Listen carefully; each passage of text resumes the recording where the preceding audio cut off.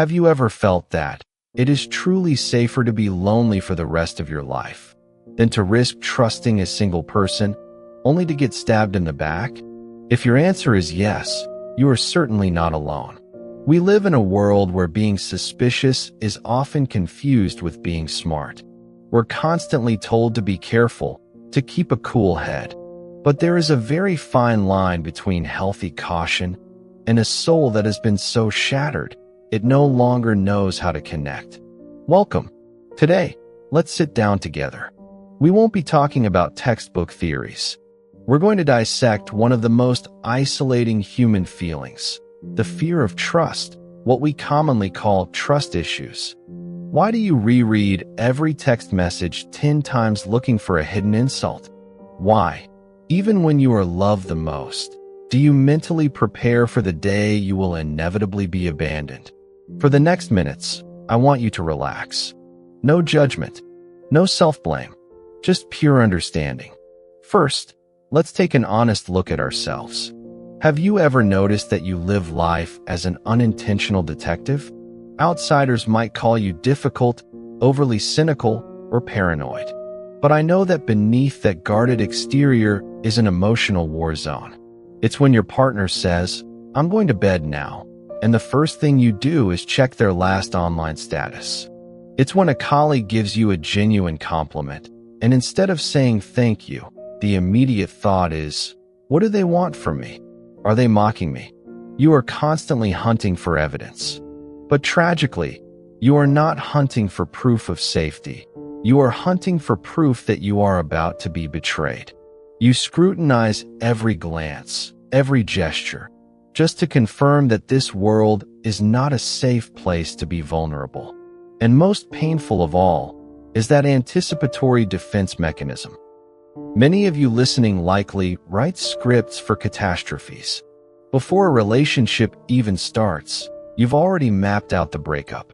You preemptively prepare yourself so you won't be shocked. You rationalize. It's better to be disappointed now than hopeful and utterly devastated later. You might even test people unconsciously. You act cold. You start arguments. You push them away just to see if they will leave. If they leave, you nod sadly. See? I knew it. If they stay, you remain suspicious. They're just acting. How long until they fail the test? It's an incredibly draining loop. It's like drinking a small amount of poison every day, expecting the other person to die. But the only person dying slowly is your own capacity for joy. Now hold on. Before you label yourself as difficult or negative, let me tell you what science has to say about this feeling. The fear you carry actually has a name. Psychology calls it pistanthrophobia. It is the irrational and persistent fear of opening yourself up to trust others. Let's look at your brain. Deep inside is an area called the amygdala. It's the survival organ. It acts as your personal guard dog. In most people, the guard dog knows when to relax. But for you, the one carrying trauma, that alarm system is permanently stuck in the on position. Your brain is a soldier guarding the fort who refuses to sleep. A 5-minute delay in a text reply, a slight shift in someone's tone, your brain magnifies these small cues into massive red flags of impending danger. You are not intentionally being suspicious. Your biology is screaming at you to protect yourself. It's saying, watch out. Remember how much it hurt last time you trusted? Don't let that happen again. So who broke that switch? Why are we wired this way? Most roads lead back to childhood. Attachment theory tells us that our ability to trust is first cemented in our earliest years. Think back. When you cried as a baby, did someone consistently come to soothe you? Or were you often left alone in the dark? Were the promises made by your parents, "We'll go to the park later, I'll pick you up early," kept or often forgotten? If you grew up in an inconsistent environment, or worse, one characterized by chaos or emotional neglect, your inner child learned a devastating lesson. No one is dependable. I can only rely on myself for safety. And you carry that fractured belief into adulthood. But maybe your childhood was fine. Maybe the scar is recent. A deeply committed relationship ended in harsh deception? A lifelong friend betrayed your biggest secret? Betrayal, biologically, acts like an electric shock to the nervous system. It teaches the brain, trust equals pain. And to survive, you choose to lock your heart away. If I don't trust, I can't be hurt. Seems logical, right? But there's one more hidden reason few people admit. Sometimes, we don't trust others because we don't trust ourselves. It sounds counterintuitive, but it's true. You fear your own judgment is poor. You fear you're not smart enough to spot the liar. And most deeply, you fear that if you get hurt one more time, you won't be strong enough to pick up the pieces. A lack of trust in others is often a direct reflection of a lack of confidence in your own inner resilience. And so, you live inside that impenetrable suit of armor. You are safe. Absolutely. No one can hurt you anymore. But what is the cost of that safety? The first cost is absolute isolation.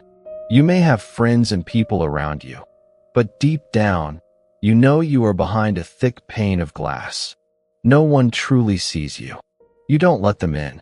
The second cost is emotional exhaustion. Constantly running that internal radar, analyzing every motive, checking for inconsistencies, it depletes your energy. You are perpetually anxious, restless, and stressed. It is tiring to be the prosecutor in every single relationship. And the highest price, the most painful one, is the self-fulfilling prophecy. This is the saddest part. Because you don't trust them, you become controlling, demanding, or distant. You make them feel like their best effort is never good enough.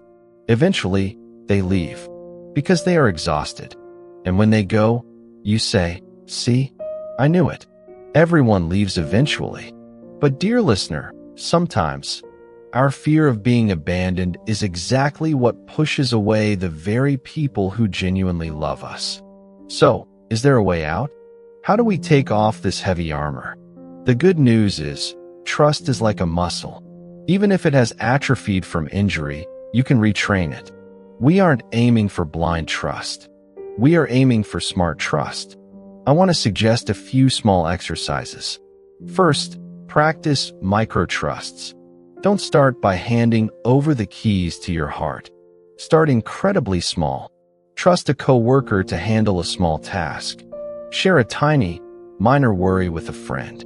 If they respond well, acknowledge that success. Tell your brain, "Hey, this time was safe. Nothing bad happened." Small victories rewire the brain over time. Second, the 90-10 rule. When that panic of suspicion flares up, stop for 3 seconds and ask yourself, is this 10% about what they actually did and 90% about my past trauma projecting onto them? Separating the past from the present is a profound key to finding freedom. And finally, the most important step, build trust in your own resilience. Stop trying to control others to ensure they don't hurt you. That is an impossible mission. Instead, focus on the thought. Even if the worst happens, even if I get betrayed again, I will be okay. I am strong enough to handle the pain, and I am worthy enough to recover. When you trust your own inner strength, you will stop fearing the world. My friends, not trusting anyone is a survival mechanism, but daring to trust, that is how we truly live. Don't let the people who hurt you in the past continue to steal your happiness in the present. They don't deserve that power over you. You deserve to be loved. You deserve to hold someone's hand without constantly worrying they might let go. And most importantly, you deserve peace of mind. Thank you for listening tonight.